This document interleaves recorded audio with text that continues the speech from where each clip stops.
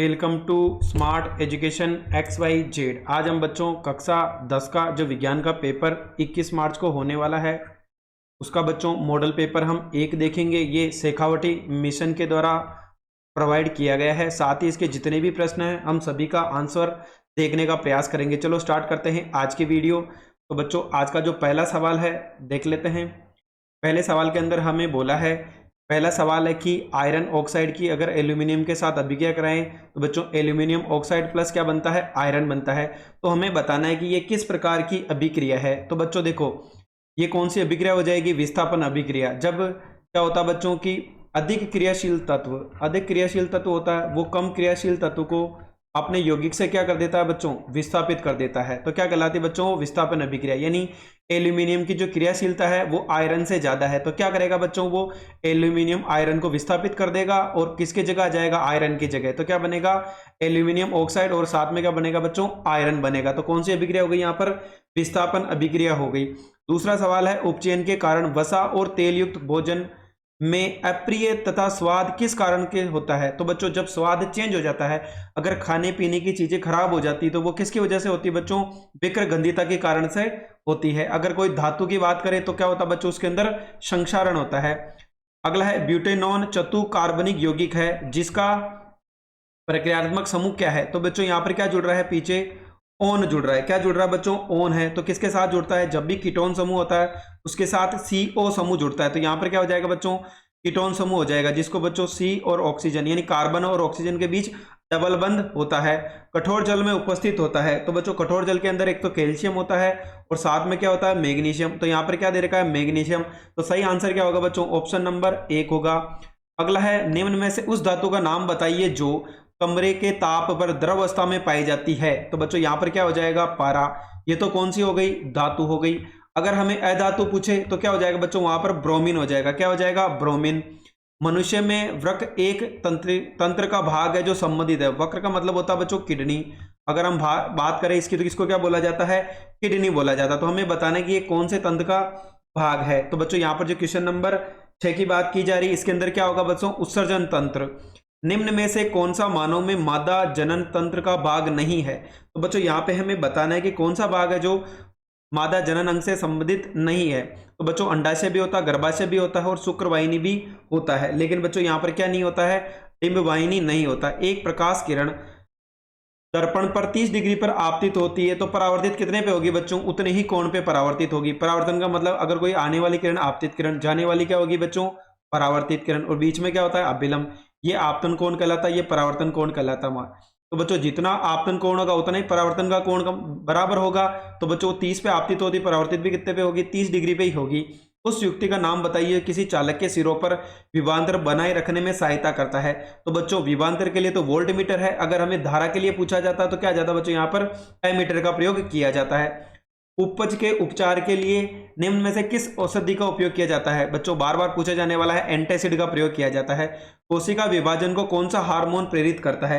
यानी हमें बताना है कि जो कोशिका है वो टूट जाती है वो किसके कारण होती है बच्चों, इसके अंदर साइटोकाइनिन पाया जाता है। अभिनेत्र लेंस की फोकस दूरी में परिवर्तित किया जाता है। तो बच्चों यहाँ पर हमें बताना है कि कौन है जो इसको परिवर्तित करता है। तो बच्चों वो क्या हो जाएगी, पक्षमापी पेशियां जो आंख के दोनों तरफ पाई जाती है। अगला सवाल है, प्रकाश संश्लेषण की क्रिया संपन्न होती है। यानी जो प्रकाश संश्लेषण की क्रिया है वो कहां पर संपन्न होती है। तो बच्चों अगर हम बात करें यहाँ पर जो क्वेश्चन नंबर 13 की बात करें तो यहाँ पर क्या होगा बच्चों, प्रकाश संश्लेषण कहाँ होता है, हरित लवक के अंदर होता है। किसके अंदर बच्चों, हरित लवक के अंदर होता है। तो सही आंसर क्या होगा, 1 नंबर होगा इस। तो बच्चों यहाँ पर जो हमारा आंसर था ऑप्शन नंबर बी था। इसको बच्चों दूसरे नाम की बात करें तो इसको क्लोरोप्लास्ट के नाम से भी बोला जाता है जो हरी पत्तियों में पाया जाता है। दूसरा है, निम्नलिखित में से कौन सा पद विद्युत परिपथ में विद्युत शक्ति को निरूपित नहीं करता है। तो बच्चों यहाँ पर अगर हम बात करें तो I2RB होता है, VIB होता है, V2RB होता है, लेकिन IR2 नहीं होता है। प्रत्येक पोषी स्तर पर उपलब्ध कार्बनिक पदार्थों की मात्रा का औसतन कितने प्रतिशत उपभोक्ता के अगले पोषी स्तर में पहुंचता है। तो बच्चों केवल 10% ऊर्जा ही आगे वाले पोषी स्तर के अंदर स्थानांतरित होती है। मेंडल के प्रयोग में लंबे मटर के पौधे उनके बैंगनी थे जिनके बैंगनी पुष्प थे का संकरण बोने पौधे जिनके सफेद थे से कराया गया। तो इनमें संतति में सभी पौधों में पुष्प बैंगनी रंग के थे परंतु उनमें से आधे बोने थे। तो इसे कहा जा सकता है कि बच्चों यहाँ पर कौन सा अणुशीतलता का प्रयोग किया गया है। तो बच्चों यहाँ पर हमें बताना है किसका प्रयोग किया गया है। तो बच्चों यहाँ पर जो आंसर होगा ऑप्शन नंबर 4 होगा। अगला है पश्चिम की ओर से प्रक्षेपित कोई धनावेशित कण किसी चुंबकीय क्षेत्र द्वारा उत्पन्न की ओर विक्षेपित हो जाता चुंबकीय क्षेत्र की दिशा क्या होगी। तो बच्चों यहाँ पर क्या होगी, ऊपरी मुखी होगी। क्या होगी बच्चों, ऊपर की ओर होगी। अगला सवाल है विद्युत चालक बनाया जाता है। तो बच्चों वो नर्म लोहे का बनाया जाता है। किसका बच्चों, नर्म लोहे का। अगला सवाल है कि श्याम सफेद फोटोग्राफी में किसका उपयोग किया जाता है। तो बच्चों यहाँ पर हम दो लिख सकते हैं, एक तो AgBr और AgCl, यानी सिल्वर ब्रोमाइड और सिल्वर क्लोराइड, दोनों में से किसी एक का प्रयोग आप कर सकते हो। छुई के पौधे में गति पाई जाती है। तो बच्चों बहुत इंपॉर्टेंट सवाल है, कंपानुकुंचन गति पाई जाती, कौन सी होती है बच्चों, कंपानुकुंचन गति पाई जाती है। अगला है ऐसी अधातु जो कमरे के ताप पर द्रव अवस्था में पाई जाती है। तो बच्चों अभी हमने देखा था अगर धातु की बात आए तो क्या आ जाएगा बच्चों, वहां पर पारा आ जाएगा हमारा मरकरी यानी Hg हो जाएगा। अगर यहाँ पर किसकी बात की जा रही है, अधातु, तो क्या हो जाएगा, ब्रोमीन हो जाएगा। जब विद्युतमय तार तथा उदासीन तार दोनों सीधे संपर्क में आ जाते हैं तो इससे क्या होता है, अतिबारण होता है। क्या होता है बच्चों, अतिबारण, जिसको हम शॉर्ट सर्किट के नाम से भी जानते हैं। अगला है विशिष्ट प्रतिरोध या प्रतिरोधकता का मात्रक क्या होता है। तो बच्चों इसका मात्रक होता है ओम इंटू मीटर। क्या हो जाएगा बच्चों, ओम इंटू मीटर। हम इसको ऐसे भी लिख सकते हैं। ओजोन परत सूर्य से आने वाली क्या हो जाएगी बच्चों, पराबैंगनी किरणें। कौन सी हो जाएगी बच्चों, पराबैंगनी किरणों से क्या करती है, पृथ्वी की रक्षा करती है। अगला है बच्चों क्वेश्चन नंबर 3 है। अब इसके आगे के जितने भी सवाल है हम उनको बच्चों डिटेल में जानने का प्रयास करेंगे। प्रत्येक क्वेश्चन का आंसर हम डिटेल में देखेंगे। चलो अब हम देख लेते हैं। क्वेश्चन नंबर 3 का जो पहला है कि एथेन की इलेक्ट्रॉनिक संरचना समझाइए। तो बच्चों देखो यहाँ पर क्या है, एथेन की बात की जा रही है। तो एथेन का सूत्र क्या होगा बच्चों, यहाँ पर CH3 यानी किसी के पीछे क्या जुड़ जाए बच्चों, एन जुड़ जाए तो वो क्या कहलाता हमारा एल्काइन समूह हो गया। इसका मतलब बच्चों कितना बॉन्ड आएगा यहाँ पर, एक, यानी सिंगल बंध का प्रयोग किया जाएगा। कार्बन की संख्या कितनी है, 2 है। हाइड्रोजन की संख्या कितनी है, 3 है। यानी देखो बाह्य कक्ष की बात करो तो हाइड्रोजन का परमाणु क्रमांक 1 है, यानी इसके बाह्य कक्ष में केवल 1 इलेक्ट्रॉन पाया जाता है। अगर हम कार्बन की बात करें तो इसके बाह्य कक्ष में 4 इलेक्ट्रॉन है और इसको बंध बनाने के लिए 4 इलेक्ट्रॉन की और आवश्यकता है। तो बच्चों ये क्या करेगा, हाइड्रोजन तो 1 के साथ बंध बनाएगा और क्लोरीन एक कार्बन है वो 4 के साथ बनाएगा। तो बच्चों ये कार्बन है, एक हाइड्रोजन इधर जोड़ दिया, 1 2 3 4, यानी 4 अन्य हाइड्रोजन के साथ जुड़ेगा। हाइड्रोजन को एक ही जरूरत है तो किसके साथ बंध बनाएगा बच्चों, कार्बन के साथ बंध बनाएगा। इस प्रकार क्या हो जाएगा बच्चों, इसका जो अष्टक है वो पूर्ण हो जाएगा। अगला है मानव की आहार नाल में उपस्थित प्रोटीन वसा तथा पूर्ण पाचन कहां पर होता है। यानी हमें बताना है कि यहाँ पर जो पूर्ण पाचन होता है वो कौन सी जगह पर होता है, उस जगह का नाम हमें बताना है। तो बच्चों कहां होता है, यहाँ पर छोटे आंत के अंदर होता है। किसमें होता है बच्चों, छोटे आंत के अंदर होता है। अगला है बच्चों यहाँ पर कि पराग नलिका का बीजांड की ओर गति करना क्या कहलाता है। तो बच्चों रसायनानुवर्तन, ये बच्चों पिछले साल भी क्वेश्चन आ चुका है। जीन किसे कहते हैं, सजीवों की आनुवंशिक इकाई को जीन कहते हैं। जीन DNA का वह भाग है जिसमें किसी प्रोटीन संश्लेषण के लिए सूचना होती है। तो बच्चों यहाँ पर ध्यान रखना गुणसूत्र के अंदर पाया जाता है। किसके अंदर पाया जाता है ये बच्चों, अगर DNA के अंदर क्या होते हैं, गुणसूत्र, तो गुणसूत्र के अंदर क्या पाया जाता है बच्चों, जीन पाया जाता है। यानी ये क्वेश्चन भी बच्चों पिछले साल पूछा जा चुका है, जीन किसे कहा जाता है। अगला सवाल है बच्चों यहाँ पर क्वेश्चन नंबर 5 है, एक गोलीय दर्पण की वक्रता त्रिज्या का मतलब बच्चों अगर हम बात करें तो किसका मान दे रखा है, आर का मान कितना है 20 सेंटीमीटर। तो हमें फोकस दूरी कितनी होगी वो बताना है। तो बच्चों हमारा सूत्र क्या होता है, आर बराबर क्या होता है 2 × F। तो F बराबर क्या हो जाएगा बच्चों, आर बटा क्या हो जाएगा, F बराबर होगा आर बटा 2, यानी जो F का मान हो वो क्या होगा, इसका आधा हो जाएगा। यानी वक्रता त्रिज्या 20 है, इसमें 2 का भाग दो, कितना आ जाएगा बच्चों 10 सेंटीमीटर। यानी जो हमारी फोकस दूरी होगी वो कितनी हो जाएगी बच्चों, यहाँ पर 10 सेंटीमीटर हो जाएगी। अगला सवाल है, नेत्र की समंजन क्षमता से क्या अभिप्राय है। तो अभिनेत्र लेंस की वह क्षमता जिसके कारण वह अपनी फोकस दूरी को क्या कर सकता है बच्चों, बढ़ा भी सकता है और कम भी कर सकता है। इसको हम क्या कहते हैं, आंख की समंजन क्षमता के नाम से जानते हैं। अगला है, किसी विद्युत धारावाही लंबी परिनलिका के भीतर उत्पन्न चुंबकीय क्षेत्र किस प्रकार का होता है। तो बच्चों परिनलिका क्या होती है, जब अनेक फेरों वाली कुंडली है उसको अगर एक साथ जोड़ दिया जाए तो बच्चों क्या कहलाता है, परिनलिका। और इसके अंदर जो चुंबकीय क्षेत्र की रेखाएं हैं बच्चों ये क्या होगी, एक समान होगी। यानी जो इसके अंदर चुंबकीय क्षेत्र होगा वो भी क्या होगा, एक समान होगा। यानी जितनी भी जगह है सब जगह इसका मान एक समान होगा। अगला है बच्चों, देखो यहाँ पर हमें दे रखा है कि उपचयन किसका हो रहा है। अगर हम समझ लेते, उपचयन का मतलब होता है बच्चों ऑक्सीजन का तो जुड़ना और हाइड्रोजन का क्या हो जाएगा, यानी ऑक्सीजन के तो वृद्धि होना और हाइड्रोजन की कमी होना, क्या कहलाता है, उपचयन। तो बच्चों यहाँ पर देखो सोडियम है, सोडियम के साथ क्या जुड़ गया बच्चों, यहाँ पर हमारे साथ ऑक्सीजन जुड़ गया, यानी सोडियम के साथ ऑक्सीजन जुड़ा है, इसका मतलब क्या हो रहा है, इसका उपचयन हो रहा है। तो बच्चों यहाँ पर क्या आ जाएगा, हमारा सोडियम का उपचयन हो रहा है।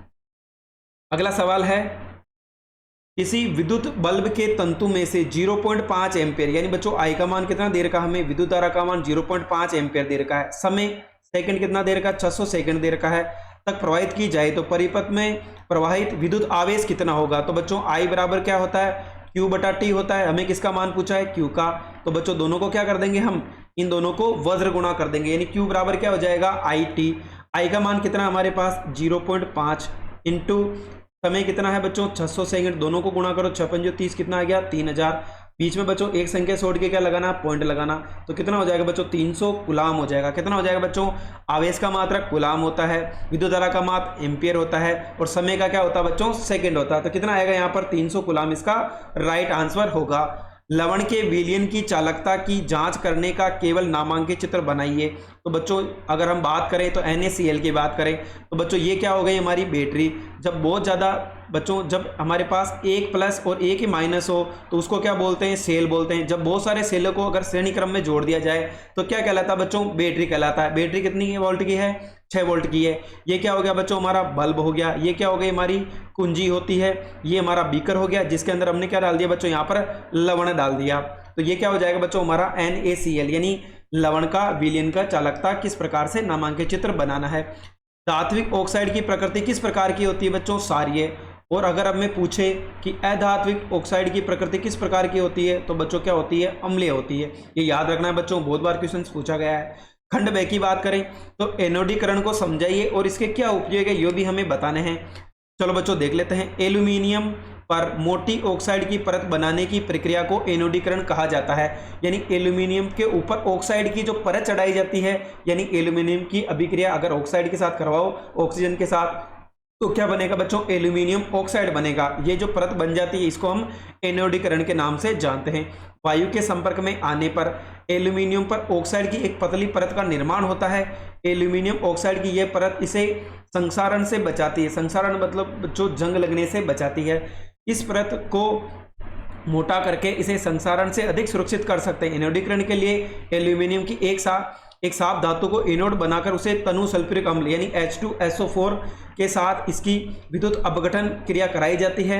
एनोड पर उत्सर्जित ऑक्सीजन गैस एल्यूमिनियम के साथ अभिक्रिया करके ऑक्साइड की एक मोटी परत बना देती है। इस ऑक्साइड की परत को रंग कर एल्यूमिनियम की आकर्षक वस्तुएं बनाई जा सकती है। तो बच्चों अगर एल्यूमिनियम की अभिक्रिया ऑक्सीजन के साथ कराओ तो क्या बनेगा बच्चों, यहाँ पर एक एल्यूमिनियम ऑक्साइड की एक परत बन जाती है जिसको हम क्या नाम से जानते हैं बच्चों, एनोडीकरण के नाम से जानते हैं। एक धारावाही परिनलिका छड़ की तरह व्यवहार करती है, कैसे करती है। तो बच्चों सबसे पहले कि धारावाही परिनलिका को स्वतंत्रता पूर्वक लटकाने पर ये उत्तर और दक्षिण दिशा की ओर ठहरती है। बच्चों हमेशा याद रखना, जब भी किसी चुंबक को अगर स्वतंत्रता पूर्वक लटकाया जाता है तो केवल उसकी दो ही दिशा होती है, एक तो उत्तर और एक दक्षिण, यानी N और S ध्रुव होते हैं। यानी चुंबक के कितने ध्रुव होते हैं, एक तो N और एक S ध्रुव होता है। धारावाही परिनलिका के पास द्विसूचक सुई विक्षेपित होती है, यानी जब भी आप द्विसूचक सुई को उसके पास लेके जाओगे तो उसमें हलचल होने लगती है। धारावाही परिनलिका के समान ध्रुव के मध्य प्रतिकर्षण तथा असमान ध्रुव के मध्य आकर्षण होता है। यानी N को N के पास लाओगे तो भी प्रतिकर्षण, S को S के पास लाओगे तो भी प्रतिकर्षण होता है, लेकिन N को S के पास लेके आओगे तो बच्चों क्या होगा, असमान ध्रुव में आकर्षण पाया जाता है। उपरोक्त कारणों से स्पष्ट होता है कि एक धारावाही परिनलिका छड़ चुंबक की तरह व्यवहार करती है। अगला है बच्चों हमारे शरीर में हीमोग्लोबिन। हीमोग्लोबिन का मतलब किसकी बात हो गई बच्चों, हमारे ब्लड की बात हो रही। किसकी बात हो रही है बच्चों, ब्लड यानी रक्त की बात हो रही है। कि कमी होने से क्या प्रभाव पड़ेगा, शरीर के विभिन्न भागों में ऑक्सीजन की आवश्यक मात्रा नहीं पहुंच पाएगी। यानी बच्चों हमारे शरीर के अंदर दो तरह की नलियां होती है बच्चों, धमनी और सिरा पड़ा होगा। एक तो ऑक्सीजन को ले जाने का काम करती है और एक कार्बन डाइऑक्साइड को बाहर लाने का काम करती है। जैसे ही अगर आपके शरीर के अंदर ब्लड नहीं होगा, हीमोग्लोबिन का मतलब आपके अंदर अगर रक्त का संचरण नहीं होगा तो बच्चों ना तो ऑक्सीजन आपके शरीर के अंदर जा पाएगा, ना कार्बन डाइऑक्साइड आपके शरीर से बाहर आ पाएगी। इसलिए हीमोग्लोबिन का होना अति आवश्यक है। इसके परिणाम स्वरूप भोजन का ऑक्सीकरण पूर्ण रूप से नहीं हो सके। ऑक्सीकरण नहीं होगा तो उसका पाचन भी नहीं होगा, ऊर्जा का उत्पादन कम होगा, इससे शारीरिक कमजोरी बढ़ेगी। स्पर्शानुवर्तन एवं प्रकाशानुवर्तन गति में क्या अंतर होता है बच्चों? देखो, स्पर्शानुवर्तन किसके अंदर पाया जाता है बच्चों? छुई मुई का पौधा है, जैसे ही आप उसके पास में अंगुली लेके जाओगे तो वो सिकुड़ जाता है, वो क्या होता है बच्चों? स्पर्शानुवर्तन। प्रकाशानुवर्तन का मतलब है कि बच्चों जैसे ही सूर्य का प्रकाश आता है पौधा क्या करता है? उसकी तरफ आकर्षित होता है, इसको हम प्रकाशानुवर्तन बोलते हैं। ये गति स्पर्श या संपर्क के कारण प्रेरित होती है, यानी आप जैसे ही उस पौधे के पास में अपने अंगुली या कोई भी भाग लेके जाओगे वो सिकुड़ने लग जाता है, जैसे मटर का प्रतान, यानी पौधे का ऊपरी भाग क्या कहलाता है बच्चों? प्रतान कहलाता है। जैसे इस तरह का भाग होता है वो क्या कहलाता है? प्रतान कहलाता है। प्रकाशानुवर्तन प्रकाश के प्रभाव से पादप की गति करती है, तना प्रकाश की ओर धनात्मक प्रकाशानुवर्तन एवं जड़े प्रकाश से दूर ऋणात्मक प्रकाशानुवर्तन की ओर गति करती है। मान लो ये पौधा है बच्चों, ये मान लो ऊपर की ओर है पौधा, नीचे इसकी जड़ें होती, ऊपर तो क्या होता है? धनात्मक प्रकाशानुवर्तन होता है और नीचे क्या होता है बच्चों? ऋणात्मक प्रकाशानुवर्तन। क्योंकि ये सूर्य की ओर गति कर रहा है तो क्या हो जाएगा? धनात्मक, और ये सूर्य की गति की विपरीत दिशा में है तो बच्चों ये क्या हो जाएगा? ऋणात्मक प्रकाशानुवर्तन कहलाता है। अगले की बात करें तो क्या होता है जब अंड का निषेचन नहीं होता है? यदि अंडवाहिनी में निषेचन क्रिया नहीं होती है तो गर्भाशय के आंतरिक मोटी परत रक्त वाहिनियों के साथ टूटकर रक्तस्राव के रूप में बाहर निकल जाएगी, जिसे ऋतुस्राव कहते हैं। इसकी अवधि बच्चों 2 से 8 दिन तक की होती है, जो किसके अंदर पाई जाती है बच्चों? मादा के अंदर पाई जाती है, जो हर महीने में आती रहती है।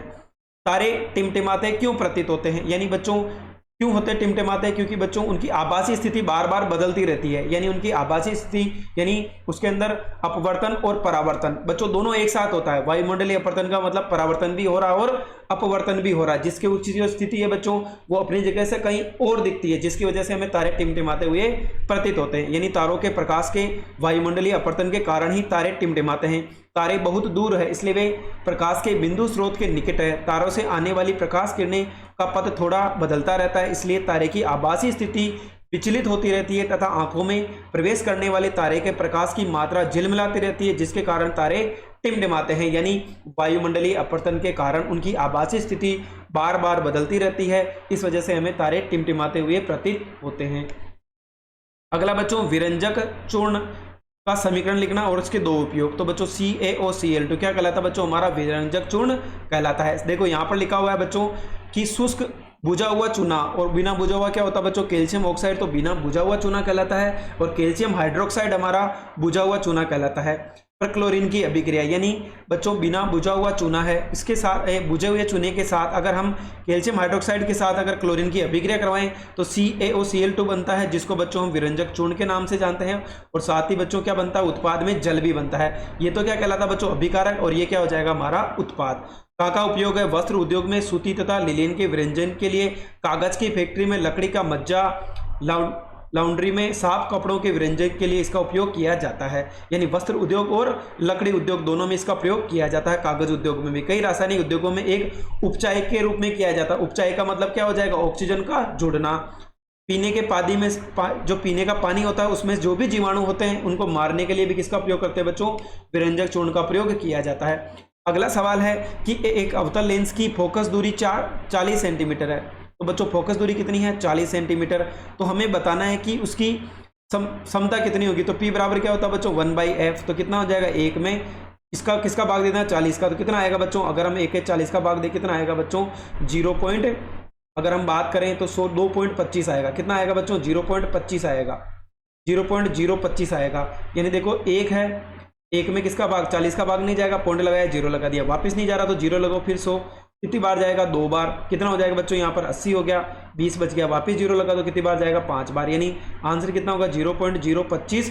और साथ ही बच्चों इसका मात्रक क्या होता है? डायप्टर होता है। ध्यान रखना बच्चों, समंजन क्षमता का मात्रक क्या होता है? लेंस की क्षमता का मात्रक क्या होता है? डायप्टर होता है। ये भी बार बार पूछा जाता है। जल के विद्युत अपघटन का केवल नामांकित चित्र बनाइए। यानी बच्चों H2O है, इसके विघटन का विद्युत के द्वारा विघटन करना है और उसका हमें क्या बनाना है? यहाँ पर चित्र भी बनाना है। तो बच्चों यहाँ पर हमने एक बीकर लिया और वोल्टेज कितने इसके अंदर? विभवांतर का मान 6 वोल्ट है। साथ ही बच्चों यहाँ पर जल हो गया, साथ ही रबड़ की डॉट कैथोड हो गई, इधर एनोड हो जाएगा, यानी ये माइनस हो गया, ये क्या हो जाएगा? हमारा प्लस हो जाएगा। यहाँ पे स्विच है बच्चों, परखनली है, ऑक्सीजन है और यहाँ पे क्या हो जाएगा? हाइड्रोजन। यानी हाइड्रोजन किस किस में टूट जाएगा बच्चों, H2 प्लस O2 के अंदर टूट जाएगा। यहाँ पे 2 आ जाएगा तो ये भी कितना हो जाएगा, इसको समीकरण को संतुलित भी करना है। तो बच्चों इस प्रकार से आपके जल के विघटन का चित्र बनाना है। तो मानव में लिंग निर्धारण का आरेख चित्र बनाइए। तो बच्चों हमें पता है कि जो मानव है उसके अंदर कितने जोड़ी गुणसूत्र होते हैं, 23 जोड़ी, यानी टोटल कितने होते हैं, 46 जोड़ी। 23 तो मादा में होते हैं, 23 किस में होते हैं बच्चों, नर के अंदर होते हैं। दोनों के अंदर 22 जोड़ी गुणसूत्र तो समान होते हैं, लेकिन अगर हम बात करें तो मादा के अंदर जो 23वां गुणसूत्र होता है वो X होता है, जबकि नर के अंदर क्या होता है बच्चों, Y होता है। यानी दोनों X मिलेंगे तब तो क्या होगा बच्चों, लड़की होगी। अगर एक X और एक Y मिला तो क्या होगा बच्चों, लड़का होगा। यानी एक ही बच्चों किस में निर्भर करता है, लड़का होगा या लड़की, यानी नर के ऊपर निर्भर करता है। अगर उसका एक Y ही बच्चों यहाँ पर नर पैदा करने के लिए आवश्यक होता है, यानी कहीं क्वेश्चन आता है बार बार कि बच्चों लड़का होगा या लड़की, किसके ऊपर निर्भर करता है, वो पिता के गुणसूत्र पर निर्भर करता है। अगर पिता का X है बच्चों, यहाँ पर दोनों पाए जाते हैं, सॉरी यहाँ पर जो 23वां गुणसूत्र होता है इसमें X भी होता है और Y भी होता है, यानी मादा के अंदर तो दोनों XX होंगे, इसके अंदर X भी हो सकता है और Y भी हो सकता है। अगर दोनों XX मिल गए तब तो क्या होगा बच्चों, मादा होगी, और XY मिल गया तो क्या होगा, वहां पर नर का निर्माण होता है। तो यहाँ पर यही लिखा हुआ है कि मनुष्य में तो ही जोड़ी गुणसूत्र होते हैं, जिनमें 22 जोड़ी अलिंग गुणसूत्र, ये भी याद रखना बच्चों, जो समान होते हैं दोनों के अंदर, यानी वो कोई भी लिंग नहीं है, ना तो वो नर को बता पाते हैं ना मादा को, इसलिए उनको क्या बोला जाता है, 22 जोड़ी तो अलिंग है। और लिंग गुणसूत्र कितने होते हैं, एक जोड़ी, यानी 23वां जोड़ा लिंग गुणसूत्र कहलाता है। मनुष्य में लिंग निर्धारण लिंग गुणसूत्रों द्वारा होता है। मादा में 23वें जोड़ी के दोनों लिंग गुणसूत्र क्या होते हैं, XX होते हैं, जबकि पिता में एक तो X होता है एक Y होता है। यानी ये जो XX है इसका एक X इस X के साथ मिला तो लड़की होगी, इसका एक X इस Y के साथ मिला तो क्या होगा बच्चों, लड़का होगा। Y गुणसूत्र आकार में सबसे छोटा होता है। स्त्रियों में XX तथा पुरुषों में XY लिंग गुणसूत्र होते हैं। लड़का हो या लड़की अपनी माता से सदैव उसको क्या मिलेगा, X ही मिलेगा प्राप्त होता है। अतः बच्चों का लिंग निर्धारण इस पर निर्भर करता है कि पिता किस प्रकार का गुणसूत्र प्राप्त करता है, यानी X करेगा तो मादा, Y करेगा तो नर होगा। पिता से यदि X गुणसूत्र वंशानुगत होता है तो लड़की पैदा होगी, जबकि Y गुणसूत्र वंशानुगत होता है तो लड़का पैदा होगा। यानी बच्चों अगर हम बात करें इस चित्र को, देखो बच्चों अगर हम बात करें तो नर है तो उसके अंदर क्या होगा, X और Y होता है। मादा है तो उसके अंदर दोनों क्या होंगे, XX। तो इसको बच्चों अगर हम तोड़ दें तो XY हो जाएगा, इधर क्या होगा, XX होगा। ये X इससे भी अभिक्रिया करेगा, ये X इससे भी अभिक्रिया करेगा, तो क्या बनेगा बच्चों, दोनों X मिलके XX।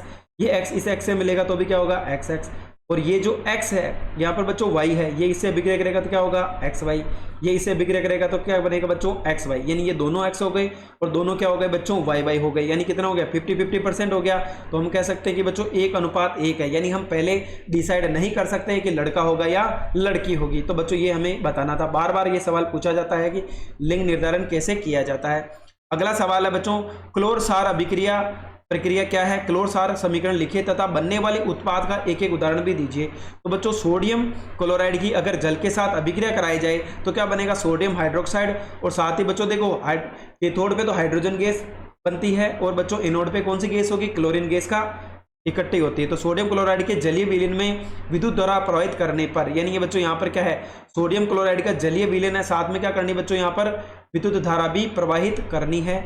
तो ये वियोजित होकर एक तो क्या बनाता है, सोडियम हाइड्रोक्साइड बनाता है, और दूसरा क्या बनेगा, इसी अभिक्रिया को हम क्लोर सार प्रक्रिया कहते हैं। इस प्रक्रिया में निर्मित उत्पाद क्या क्या होगा, एक तो क्लोरीन और एक बच्चों सोडियम हाइड्रोक्साइड क्षार होते हैं। तो बच्चों यहाँ पर है कि क्लोरीन गैस एनोड पर एकत्रित होती है, यानी क्लोरीन गैस तो एनोड पे होगी और हाइड्रोजन गैस कैथोड पे एकत्रित होती है। और विलयन किसका होगा बच्चों, सोडियम हाइड्रोक्साइड का विलयन भी बनता है। अगला है बच्चों, एक संश्लेषित सूचक का नाम लिखिए। तो बच्चों यहाँ पर अगर हम बात करें तो 2 लिख दिया, मेथिल ऑरेंज और फिनोल फथेलिन। आपको एक ही लिखना है, फिर भी आप दोनों को हमेशा याद रखें। अम्ल को जल में मिलाना चाहिए, नहीं कि जल को अम्ल में मिलाना चाहिए। तो बच्चों यहाँ पर बोला गया कि जिसकी क्वांटिटी ज़्यादा होती है उसके अंदर कम को मिलाया जाता है, यानी आपके पास जल ज़्यादा है तो आपको उसके अंदर क्या मिलानी, हमेशा अम्ल ही मिलानी है, ना कि आपको जल को अम्ल के अंदर मिलाना है। तो जल में अम्ल तथा क्षारक के घुलने की प्रक्रिया ऊष्माक्षेपी है, तो बच्चों ज्यादा ऊष्मा का उत्सर्जन होगा। अम्ल को धीरे धीरे तथा जल को लगातार हिलाते रहना चाहिए। सांद्र अम्ल में जल मिलाने पर उत्पन्न ऊष्मा के मिश्र आस्फीत होकर बाहर निकल सकता है तथा आप जल सकते हैं। साथ ही अत्यधिक स्थानीय ताप के कारण प्रयोग में उपयोग किया जा सकता है। कांच का पात्र भी टूट सकता है, इसलिए सदैव अम्ल को तनुकृत करते समय अम्ल को जल में मिलाना चाहिए, ना कि जल को अम्ल में। यानी बच्चों अम्ल की मात्रा कम है तो हमें जल में मिलाना है। अगर हमने अम्ल में जल को मिलाया, तो बच्चों जो पात्र है जिसके अंदर आपने अम्ल रखी हुई है वो क्या हो, पात्र फट भी सकता है, कांच का गिलास टूट भी सकता है और आपको हानि हो सकती है। इसलिए बच्चों हमेशा याद रखना है कि हमें पानी के अंदर अम्ल को मिलाना है। पत्तियों द्वारा कायिक प्रवर्धन किस पौधे में होता है, तो बच्चों ब्रायोफाइलम के अंदर क्या होगा, यह पाया जाता है। दूसरा है प्लेनेरिया में जनन किस प्रकार से होता है, तो बच्चों प्लेनेरिया में के अंदर पुनरुद्भवन प्रक्रिया के द्वारा होता है। प्लेनेरिया जैसे सरल प्राणियों को यदि कई टुकड़ों में काट दिया जाए तो प्रत्येक टुकड़ा विकसित होकर पूर्ण जीव का निर्माण करता है। तो ये क्या कहलाता है बच्चों, पुनरुद्भवन कहलाता है। यानी एक जीव है, फिर दो में टूट गया, फिर दो से कितने में बच्चों, फिर दो में टूट जाएगा। साथ ही बच्चों हाइड्रा भी इसी का एक एग्जाम्पल हो जाएगा, हाइड्रा और प्लेनेरिया। तो बच्चों ये किस प्रक्रिया के द्वारा होता है, पुनरुद्भवन के द्वारा होता है। यानी एक जीव दो जीवों के अंदर टूट जाता है, विशिष्ट कोशिकाओं द्वारा संपादित होता है। अगला है बच्चों द्विविखंडन। द्विविखंडन का मतलब हो गया कि जब एक कोशिका है बच्चों वो दो या दो से अधिक कोशिकाओं में टूट जाती है तो उसको क्या बोलते हैं बच्चों, द्विविखंडन। बहुविखंडन भी होता है, जब एक कोशिका दो कोशिका में टूटती है तो द्विविखंडन। जब एक कोशिका दो से अधिक कोशिका में टूटती है तो बच्चों उसको द्विविखंडन के नाम से, बहुविखंडन के नाम से जाना जाता है। उदाहरण देना है, ऐसा जनन जिसमें जीव निर्धारित तल से दो भागों में विभाजित हो जाता है। यानी एक कोशिका अगर दो कोशिकाओं में टूट गई तो द्विविखंडन कहलाता है, जैसे अमीबा और लेशमानिया। अगला है बच्चों, दूसरा है कि कुछ पौधों को उगाने के लिए कायिक प्रवर्धन का उपयोग किया जाता है। तो बच्चों पौधों में पुष्प तथा फल कम समय में लगने लगते हैं। यानी कायिक प्रवर्धन से अगर कोई पौधा उगाया गया है तो उसके अंदर पुष्प भी जल्दी आएंगे और फल भी जल्दी आते हैं। यह विधि केला हो गया, संतरा हो गया, गुलाब जैसे पौधों को उगाने में उपयोगी है जो बीज उत्पन्न करने की क्षमता खो देते हैं। यानी ऐसे पौधों में कायिक प्रवर्धन किया जाता है जिसके अंदर बीज नहीं बनते हैं। यानी जिन पौधों के अंदर बीज नहीं बनते हैं वहां पे अपन कायिक प्रवर्धन के द्वारा भी पौधे को बना सकते हैं। इससे कम समय में फूल और पुष्प दोनों आना प्रारंभ हो जाता है। इस विधि से उत्पन्न पौधे आनुवंशिक रूप से जनक पौधे के समान ही होते हैं। यानी जैसे उनकी जनक पीढ़ी होगी वैसा ही उसका नया जो पौधा बनेगा बच्चों वो भी क्या होगा, उसकी तरह ही होगा। अगला है कि श्रेणी क्रम में संयोजित प्रतिरोधों के संयोजन का विद्युत परिपथ बनाइए। श्रेणी क्रम में संयोजित तीनों प्रतिरोध R1, R2, R3 के तुल्य प्रतिरोध ज्ञात कीजिए और इसका सूत्र भी बनाइए। तो बच्चों श्रेणी क्रम का मतलब क्या होता है, जब बहुत सारे प्रतिरोधों को एक ही क्रम में जोड़ा जाता है। क्या हो जाएगा बच्चों, जब बहुत सारे प्रतिरोधों को एक ही क्रम में जोड़ा जाता है। और जब क्या होता है बच्चों, V = IR। अगर हम ओम के नियम की बात करें तो बच्चों क्या होगा, इसके अंदर विद्युत धारा का मान क्या होता है, एक समान होता है। क्या होता है बच्चों, एक समान। और विभवांतर का मान क्या होता है, अलग अलग होता है। साथ ही बच्चों इसका जो तुल्य प्रतिरोध क्या होगा, R1, R2 और R3 होता है। चलो इसको समझने का प्रयास भी करते हैं हमें किस प्रकार से करना है। तो बच्चों देखो इसके अंदर हमें पता है कि विद्युत धारा का मान तो क्या होगा, सबके अंदर I रहेगा क्योंकि श्रेणी क्रम में है। तो विद्युत धारा जो इस परिपथ में आएगी तो एक समान रहेगी, लेकिन वोल्टेज क्या होंगे बच्चों, सबके अंदर अलग अलग होंगे। तो V बराबर क्या हो जाएगा बच्चों, V1 + V2 + V3 हो गया। ओम के नियम से V बराबर क्या होगा, IR। यानी यहाँ पे मैं IR लिख दूं, यहाँ पे क्या हो जाएगा IR1, IR2 + IR3। तो बच्चों I कॉमन ले लेते हैं तो क्या बन जाएगा अंदर, R1 + R2 + R3। I से I कट गया तो RS बराबर क्या हो जाएगा, R1 + R2 + R3। यानी बच्चों अगर प्रतिरोधों को श्रेणी क्रम में जोड़ा जाता है तो तुल्य प्रतिरोध का मान अलग होता है, जब इनको समांतर क्रम में जोड़ा जाता है तो तुल्य प्रतिरोध का मान कम होता है। तो बच्चों यहाँ पर ये तो किसका चित्र हो गया, ये हमारा एमीटर है जो विद्युत धारा का मापन करता है, ये कुंजी है। और ये क्या है बच्चों, हमारे पास यहाँ पर एक बैटरी है। जब बहुत सारे सेलों को एक साथ जोड़ा जाता है तो क्या कहलाता है बच्चों, वो हमारी बैटरी कहलाती है। तो बच्चों यहाँ पर देखो, यहाँ पर जो ये सूत्र लिखा हुआ है ये हमने देख लिया है, क्योंकि विभवांतर का मान क्या होगा, श्रेणी क्रम में अलग अलग होगा, आपको जोड़ करके यहाँ पर निकालना है। अगला है कि ओम के नियम के अनुसार V तथा I। तो बच्चों V = क्या होता है, IR होता है। तो हमें V और I के बीच रिलेशन बताना है। तो बच्चों देखो V किसके समानुपाती है, I के। इसका मतलब अगर V का मान बढ़ेगा तो I का मान भी उतना ही बढ़ेगा। यानी V का मान बढ़ने, विभवांतर बढ़ने पर विद्युत धारा का मान भी उतना ही बढ़ेगा। इसका मतलब क्या आएगी बच्चों, एक सीधी लाइन बनेगी। यानी धारा और विभवांतर के बीच हमेशा एक सीधी रेखा बनेगी, क्योंकि ये एक दूसरे के समानुपाती है। समानुपाती होने पे बच्चों क्या बनेगा, एक सीधी रेखा बनेगी। अगर व्युत्क्रमानुपाती होता तो बच्चों दोनों का मान एक का बढ़ेगा तो दूसरे का मान घट जाता। दूसरा सवाल भी देख लेते हैं यहाँ पर क्या क्या लिखा हुआ है। बच्चों दूसरे सवाल में हमें बोला है कि दिए गए किसी पदार्थ के L लंबाई, यानी लंबाई कितनी L है, मोटाई कितनी इसकी A है, तार का प्रतिरोध कितना बच्चों 4 ओम। इस पदार्थ के किसी अन्य तार का प्रतिरोध क्या होगा जिसकी लंबाई क्या है बच्चों 1/2 है तथा मोटाई कितनी इसकी 2 एम्पियर। चलो बच्चों इसको समझ लेते हैं हमें किस प्रकार से करना है। तो हमें पता है बच्चों कि यहाँ पर हमने पढ़ा हुआ है कि प्रतिरोधकता क्या होती है बच्चों, R बराबर क्या होगा, आर बराबर न्यू एल बटा ए होता है। ये तो चालक की लंबाई, ये क्या हो जाएगा बच्चों, उसका अनुप्रस्थ काट का क्या कहलाता है, क्षेत्रफल कहलाता है। तो अगर मैं इसको क्या मान लूँ R1, तो पहले वाले के अंदर तो हमें लंबाई एल ही रखनी है और उसकी मोटाई क्या होगी बच्चों, ए ही होगी। ये क्या हो जाएगा समीकरण नंबर 1। दूसरा मैं एक और लूँ, न्यू एल बटा ए, दूसरा प्रतिरोध है। तो यहाँ पर बोला है कि जो न्यू तो क्या रहेगा बच्चों, रो तो रो ही रहेगा। एल का मान कितना कर दूं मैं, 1/2 कर दूं। ये तो क्या हो जाएगा बच्चों, 1/2, ठीक है। दूसरा बोला है कि ए कितना हो जाएगा, 2a हो गया। तो क्या हो जाएगा बच्चों, न्यू, ये 1/2 और 2 मिलके क्या हो जाएगा बच्चों, नीचे कितना आ जाएगा, 4a हो जाएगा।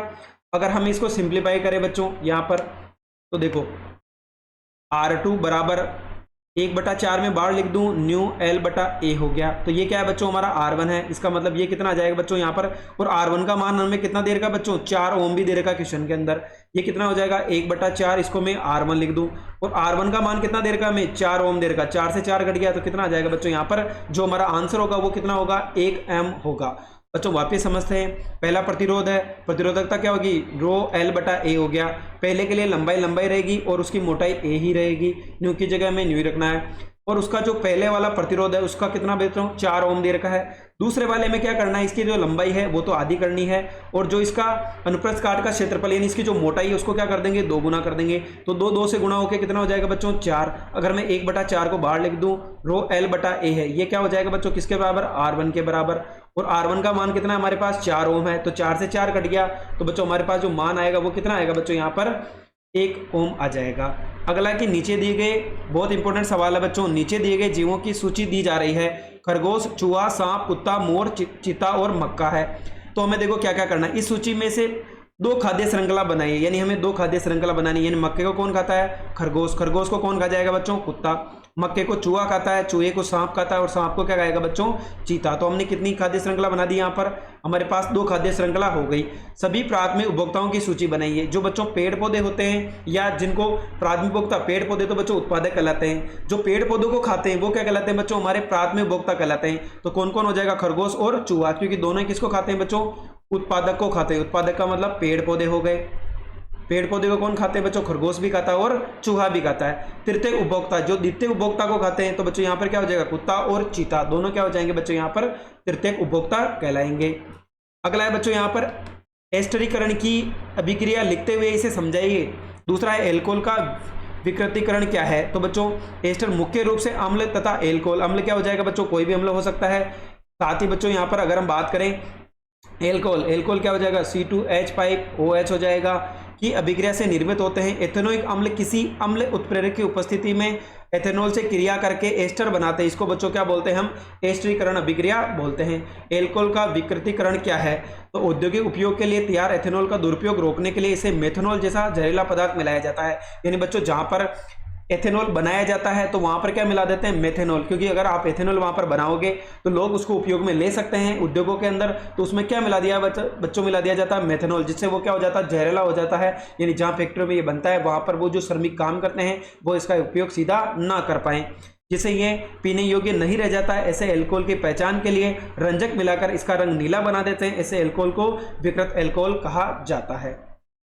अगला बच्चों सवाल है अमोनिया का अणुसूत्र एवं संरचना बनाती है। तो बच्चों अमोनिया क्या होता है, NH3 हो गया, यानी यहाँ पर नाइट्रोजन, तो बच्चों हमेशा याद रखना हाइड्रोजन हाइड्रोजन के बीच सिंगल बंद होता है, ऑक्सीजन ऑक्सीजन के बीच डबल बंद होता है, और नाइट्रोजन नाइट्रोजन के बीच क्या होगा बच्चों, यहाँ पर ट्रिपल बंद होता है। कितना होता है बच्चों, यहाँ पर ट्रिपल बंद पाया जाता है। तो देखो NH3 है तो हमें पता है नाइट्रोजन का परमाणु क्रमांक कितना होता है बच्चों,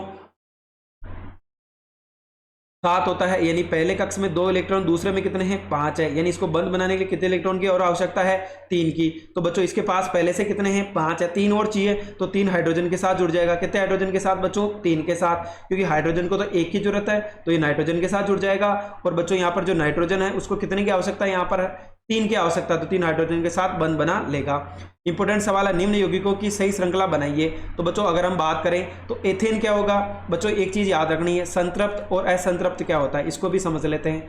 संतृप्त का मतलब बच्चों जिनके बीच एकल बंध पाया जाता है, असंतृप्त यानी जिसके अंदर डबल बंध भी होता है और ट्रिपल बंध भी पाया जाता है, तो हमें इनको मिलान करना है।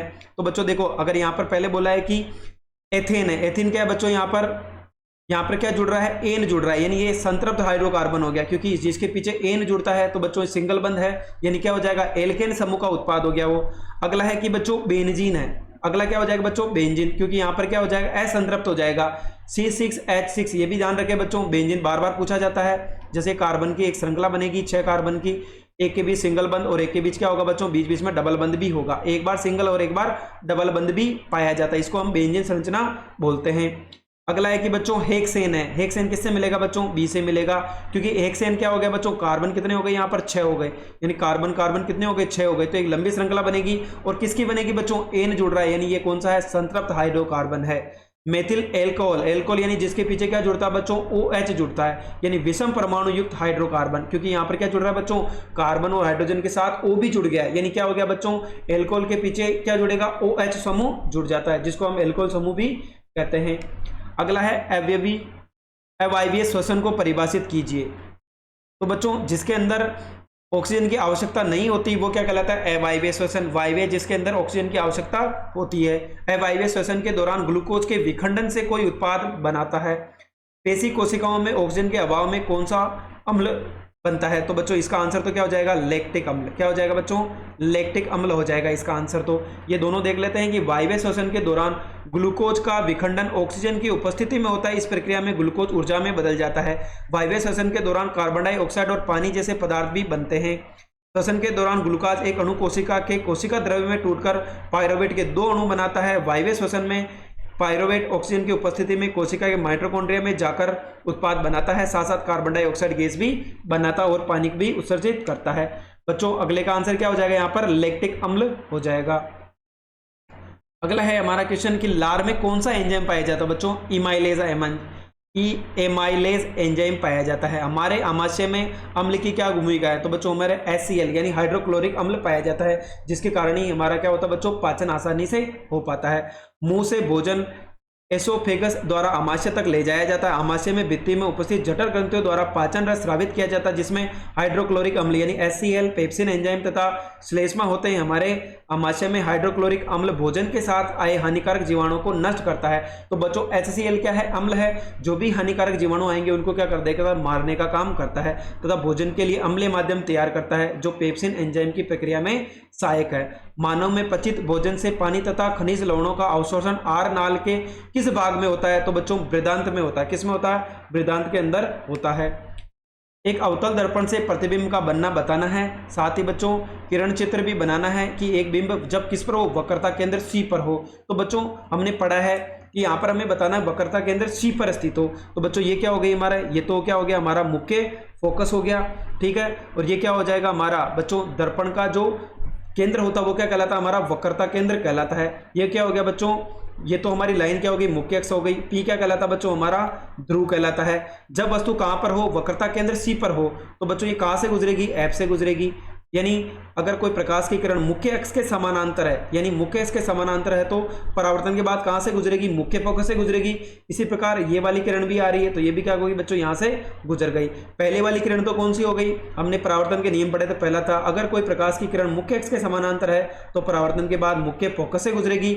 अगर कोई प्रकाश की किरण मुख्य फोकस से गुजर रही है तो परावर्तन के बाद मुख्य अक्ष के क्या हो जाती है, समानांतर हो जाती है। ये लाइन क्या कहलाती है बच्चों, हमारी मुख्य अक्ष कहलाती है। तो देखो यहाँ पर C पे है वस्तु, तो कहां से होगा बच्चों, जो ये दोनों लाइनें कहां पे मिल रही है, F पे, यानी प्रतिबिंब किससे बनेगा बच्चों, F पे बनेगा।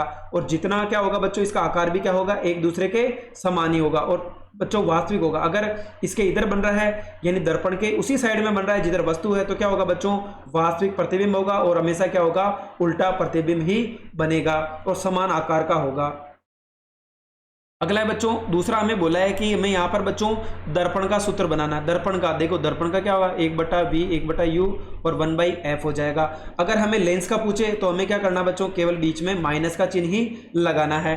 तो गोलीय दर्पण से वक्रता केंद्र, अगली परिभाषा पूछी है कि बच्चों वक्रता केंद्र किसे कहते हैं, तो गोलीय दर्पण का केंद्र वक्रता केंद्र कहलाता है। यानी अगर कोई प्रकाश की किरण C से गुजरेगी तो वापस परावर्तन भी किस पे होगा बच्चों, C पे ही होता है। वो क्या कहलाता है, हमारा वक्रता केंद्र C कहलाता है। अगला देखो, अथवा का सवाल है, तो जब वस्तु उत्तल लेंस ले रखा है, कौन सा लेंस है बच्चों, उत्तल लेंस है, यानी ये वाला लेंस जो किनारों से तो क्या हो, पतला हो, बीच में से मोटा हो, उत्तल लेंस कहलाता है। जब वस्तु F और 2F पर स्थित हो तो इसका प्रतिबिंब प्रकाश का किरण चित्र बनाना है। ये तो क्या हो गया बच्चों, F1, ये क्या हो जाएगा हमारा 2F2, यानी बच्चों जितनी दूरी यहाँ की उतनी यहाँ की हो जाएगी। तो ये F1 है तो ये क्या हो जाएगा 2F1। इधर F2 है तो 2F2 हो जाएगा। तो बच्चों देखो ये पहली किरण तो इसके बाद यहाँ से निकल गई, दूसरी कहाँ से निकल गई, O से निकल गई। तो बच्चों जहाँ पे ये दोनों एक दूसरे से को काटेगी वो क्या बन जाएगा, उसका प्रतिबिंब बन जाएगा। तो बच्चों देखो अगर हम उत्तल लेंस की बात करें तो पीछे की ओर बन रहा है, यानी वास्तविक होगा, उल्टा होगा। वस्तु की ऊंचाई कितनी है, इतनी है, लेकिन प्रतिबिंब इतना बड़ा बन रहा है, तो क्या होगा बच्चों, वस्तु से बड़ा होगा और पर्दे के पीछे बनेगा। अगला बोला है कि लेंस का सूत्र लिखना। तो बच्चों अभी हमने देखा था बीच में अगर हम माइनस का चिन्ह लगा दें तो क्या कहलाएगा बच्चों, देखो दो चीजें याद रखनी है। यू क्या होता है, दर्पण, और दर्पण यहाँ पे लेंस है तो लेंस और बिंब के बीच की दूरी तो यू कहलाती है। और बच्चों यहाँ पर लेंस या दर्पण और तथा जो प्रतिबिंब है उसके बीच की दूरी क्या कहलाती है बच्चों, वी कहलाती है। एफ क्या हो जाएगी, हमारी फोकस दूरी हो जाएगी, यानी इन दोनों के बीच की जो दूरी होती है वो क्या कहलाती है, हमारी फोकस दूरी कहलाती है। उत्तल लेंस की फोकस दूरी को परिभाषित कीजिए। तो बच्चों मुख्य अक्ष पर स्थित वह बिंदु जहां पर मुख्य अक्ष के समानांतर चलने वाली किरणपुंज दर्पण से परावर्तन के बाद मिलता है या मिलता हुआ प्रतीत होता है उसे मुख्य फोकस कहते हैं और इसको ऐप से प्रदर्शित किया जाता है। तो बात बच्चों आज हमने शेखावटी मिशन का जो मॉडल पेपर 1 था उसको कंप्लीट हल किया है।